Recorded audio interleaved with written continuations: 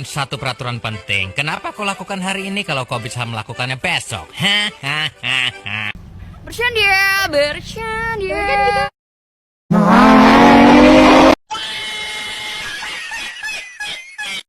Anda ingin sukses? Anda ingin maju? Anda ingin berhasil? Ya, jangan menyerah.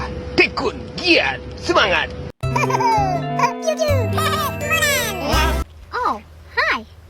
Sudah kenal maka tak sayang, sudah kenal kok menghilang. Just kidding, forever, underpass, fly off. Oke, dah on nih.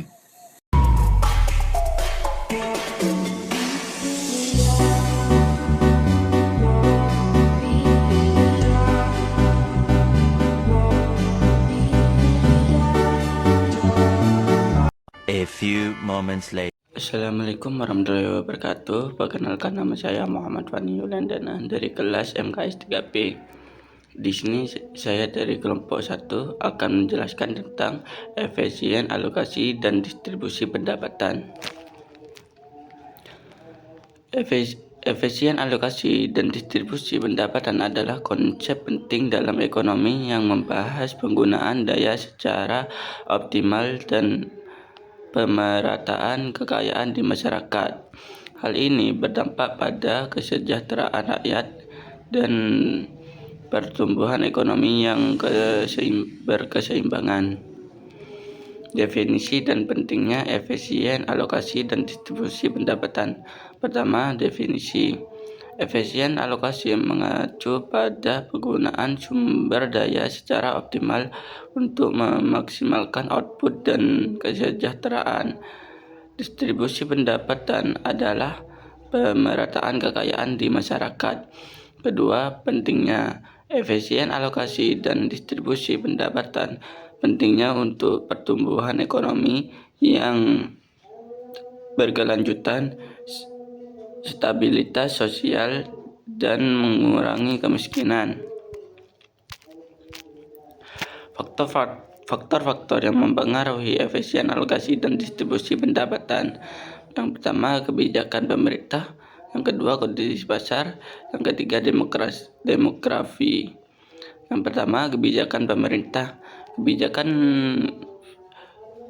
fiskal, moneter, dan regulasi mempengaruhi alokasi dan distribusi pendapatan melalui insentif, pajak, dan subsidi.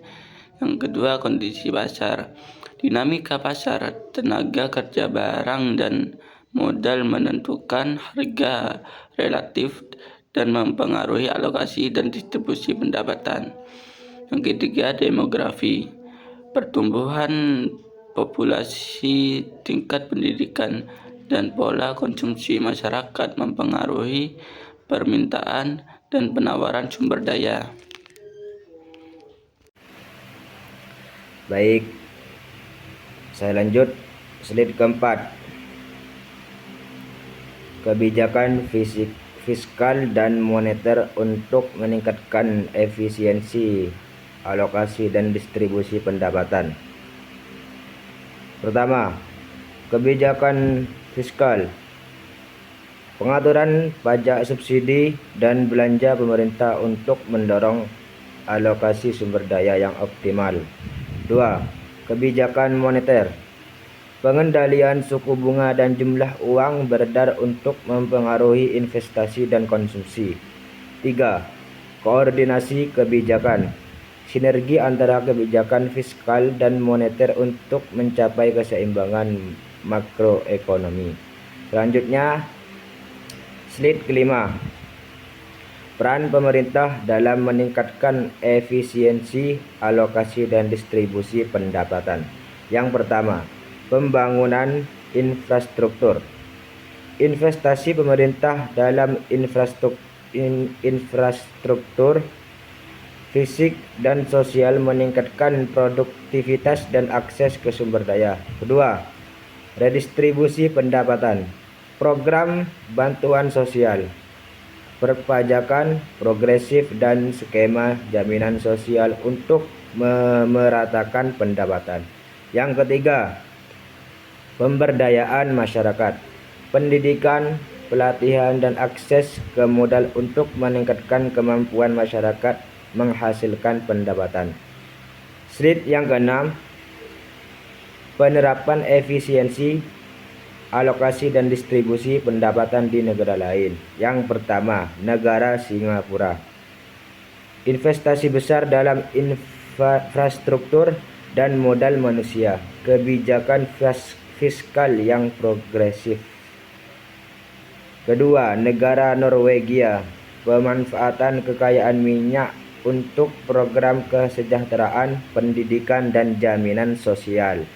Yang ketiga, negara Korea Selatan, kombinasi kebijakan pertumbuhan dan redistribusi untuk memeratakan kemakmuran.